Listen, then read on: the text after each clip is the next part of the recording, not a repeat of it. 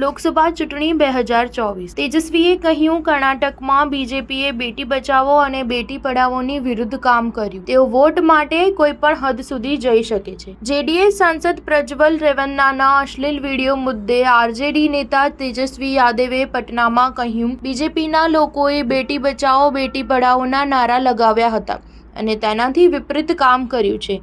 બળાત્કારીઓને બચાવવાનો પ્રયાસ કરવામાં આવ્યો હતો. આ કોઈ સામાન્ય ઘટના નથી. 2.5 હજાર છોકરીઓનું શોષણ થયું છે. જમ્મુ અને કાશ્મીરની અનંતનાગ રાજૌરી લોકસભા સીટ માટે 7 મેના રોજ યોજાનારી ચૂંટણીને 25 મે સુધી મુલતવી રાખવામાં આવી છે. આ અંગે નેશનલ કોન્ફરન્સના નેતા ઉમર અબ્દુલ્લાએ કહ્યું, આ બીજેપીનું ષડયંત્ર છે. મેં પ્રેસ કોન્ફરન્સ દ્વારા ચૂંટણી પંચને વિનંતી કરી હતી કે આ ચૂંટણીઓ સ્થગિત કરવામાં ન આવે.